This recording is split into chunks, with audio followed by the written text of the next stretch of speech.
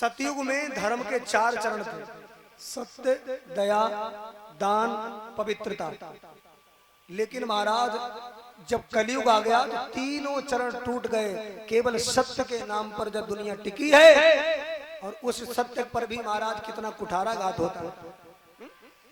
इसलिए मैं किसको दोष दूं, ये धर्मराज बैल ने कहा। उसके पीछे महाराज एक काला कलूटा चांडाल हाथ में महाराज मुगदर लिए हुए गाय और बैल पर अत्याचार करने के लिए उद्यत है। राजा परीक्षित ने कहा तुम अपना परिचय दीजिए, कौन हो? उसने कहा मेरा नाम है कलयुग, मेरा युग आ गया है, अब मैं इस युग में अपना राज्य करूंगा। राजा परीक्षित ने कहा आते ही आते गाय और ब्राह्मण साधु संत महात्माओं को महाराज सताने लगे हो, तुम्हें हम रहने नहीं देंगे, हमारे राज्य में तुम्हारा कोई प्रवेश नहीं। तो उसने हाथ जोड़ लिए, महाराज के चरणों में लेट करके दंडवत प्रणाम करने लगा। महाराज त्राहि माम शरणागतम, मुझे क्षमा कर दीजिए, मैं 4 भाई हूं। कलयुग ने कहा हम 4 भाई हैं, सबसे बड़े भाई का नाम क्या है? सतयुग। सतयुग, सतयुग की उम्र कितनी है? सतयुग की अवस्था है 17,28,000 वर्ष। छोटे छोटे बच्चों को भी कथा सुनाने के लिए जरूर लाया करो, यहाँ से कुछ बातें बताते हैं, उनके भी महाराज पल्ले पड़ेंगे, वो भी कुछ बुद्धिमान और होशियार बनेंगे। क्योंकि हम और आप लोग तो धीरे धीरे महाराज वृद्ध अवस्था को प्राप्त हो जाओगे, फिर ये घर का कामकाज, देश की बागडोर यही नौजवान तो संभालेंगे। इसलिए भले ही थोड़ा सा उछल कूद करें, परंतु कुछ तो बात उनके पल्ले पड़ेगी। 17,28,000 वर्ष की अवस्था है सतयुग की। सतयुग के बाद में कौन सा युग आया? त्रेता। त्रेता की अवस्था कितनी है? 12,96,000 वर्ष। और त्रेता के बाद में कौन सा युग आया महाराज? द्वापर। द्वापर की उम्र है महाराज 8,64,000 वर्ष। उसके बाद में आया कलयुग। कलयुग की उम्र कितनी है? कलयुग की आयु है 4,32,000 वर्ष। कलयुग ने कहा हम तो सबसे छोटे हैं, हमको भी रहने दो राजा साहब। राजा ने कहा अगर तुम्हारी इच्छा है तो तुम शरण में आए हो, मेरे बाबा धर्मराज युधिष्ठिर हमसे कह करके गए बेटा शरण में आए हुए को कभी त्यागना नहीं चाहिए, उस पर कृपा करनी चाहिए। तो हम तुम्हें रहने के लिए 4 स्थान देते हैं, उसमें आप रह लीजिए। कलयुग ने कहा जैसी सरकार आपकी इच्छा, बताओ हम वहां रह लेंगे। राजा परीक्षित ने कहा सुनो, कलयुग कहां कहां रहता है आप लोग भी सुन लीजिए। जहां जुआ खेला जाए तुम वहां रहो। जिसके घर में जुआ की चटिया लगती है लगने मत देना, वहां से उठा देना। जिस घर में जुआ खेला जाता है तुम जुआ के उसी क्षेत्र में रहिए। दूसरी जगह जहां मदिरापान होता हो तुम वहां रहो। तीसरी जगह कहां? तीसरी जगह वो है जहां वैश्याएं नृत्य करती हैं। जहां वैश्याएं जानते हो, थिरकैया दे दे करके नाचती हैं। और यहाँ कथा में कम भीड़ है, अगर बे होती तो आधो बिलखंडा मारे यहाँ झोंपा से लगाओ।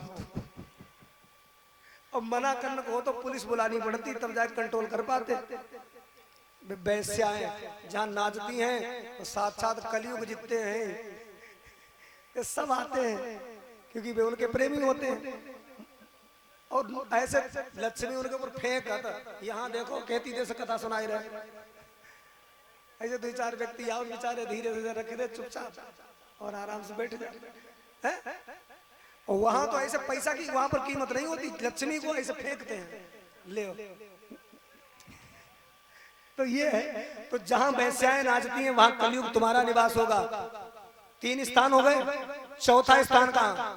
जिस घर में कभी हवन ना हो, पूजन ना हो, कथा ना हो, सत्संग ना हो, महात्मा ज्ञानी विद्वान के कभी चरण ना पड़े, वो घर पूरी तरीका से अपवित्र होता है। ऐसे घर में तुम्हारा निवास होगा कलयुग। अच्छा एक बात बताएं, घर बनवाए लो, उसमें रहन लगे, लेकिन न हवन करवाओ, न पूजन करवाओ, न कथा, न सत्संग, न कोई महाराज कोई यज्ञ भी नहीं किया, तो वो घर है? वो घर घर नहीं है। वो का है? बोले मरघट। और उसमें रहन वाले बोले जिंदा भूत। अच्छा, आप लगत हुई है महाराज जी कैसी कैसी बातें कर रहे हैं। अच्छा, हमसे नाराज कोई मत हुई हो, हम अपनी तरफ से कोई बात इस व्यास गद्दी पर बैठ करके नहीं कहेंगे, क्योंकि कबीर बाबा ने लिखा। कबीर कहते हैं, जिस घर साधु ना पूजे हरि की सेवा ना, जिस घर साधु ना पूजे हरि की सेवा ना, सो घर मरघट जानिए होत बसे होत बसे।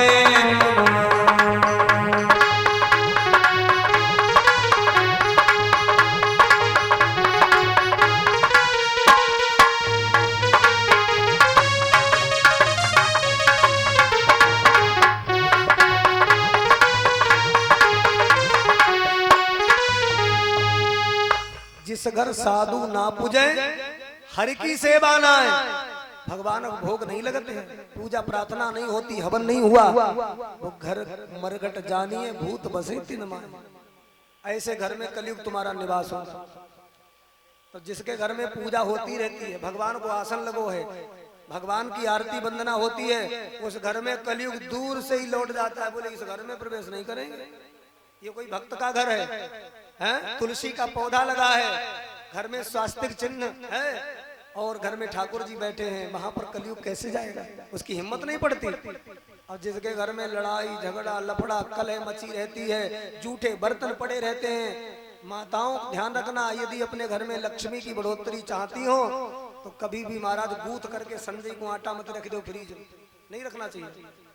कछु इतनी आलसी नहीं है ज्यादा, महाराज एक कई बार मार लेंगी का सवेरे ना कुछ ना ज्यादा मेहनत करने को पड़े, और बाद में उठाओ फ्रीज में लगाए दो, और सवेरे 4 टिकियां फेंकी अपने पति महाराज खवाए दो। अब महाराज बसियो खाए के, अरे तुमने सेक दो ताजो हुई वो नहीं हुआ। सो महाराज उनकी बुद्धि कभी विकसित नहीं होगी, उन पर कभी लक्ष्मी की कृपा नहीं होगी, दरिद्रता उन पर वास करने लगेगी। और लक्ष्मी की दूसरी बहन का नाम है दरिद्रता, तो दरिद्रता आ जाती है अगर लक्ष्मी ना पहुंच पावे।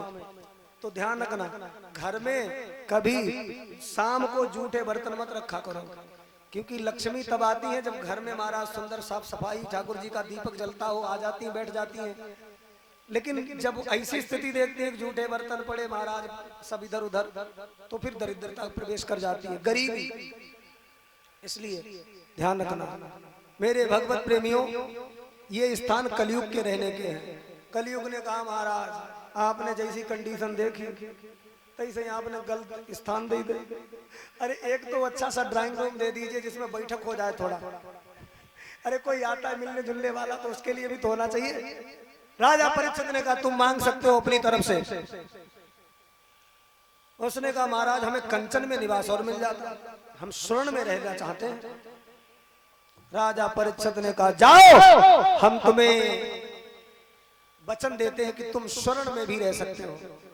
सोना, सोना जानते हैं? सोने की चारपाई सबके घर पे है,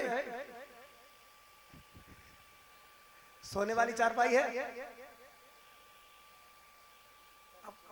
समझना पड़ेगा इसे। इतने बड़े आदमी खैर नहीं है जिसके घर में महाराज स्वर्ण धातु की हो, परंतु सोने वाली तो है ये सबके घर पर। तो सोने वाली को प्रयोग ज्यादातर रात्रि में ही करो, दिन में अधिक सोना भी नहीं चाहिए, क्योंकि सज धज कर जिस दिन मौत की शहजादी आएगी, शहजादी आएगी, ना सोना काम आएगा ना चांदी आएगी।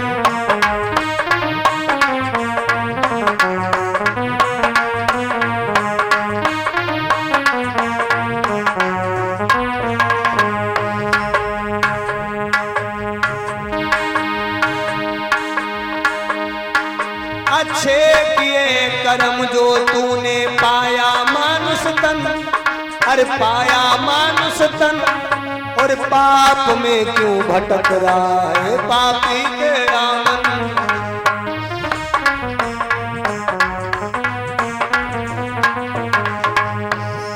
अरे पाप की नैया एक दिन तुझको ले डुबाएगी, हाँ ले डुबाएगी, ना सोना काम आएगा ना चांदी आएगी।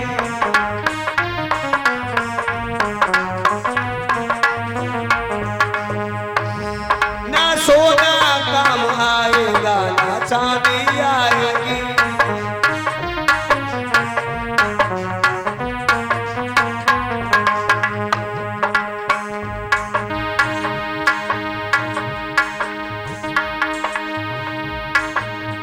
क्योंकि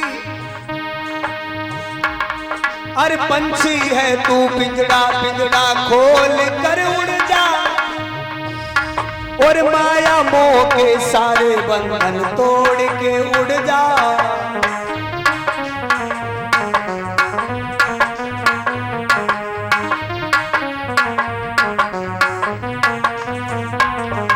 नहीं तो हर दिल की हर धड़कन में मौत जब गुनगुनाएगी, हाँ गुनगुनाएगी, ना सोना काम आएगा ना चांदी आएगी।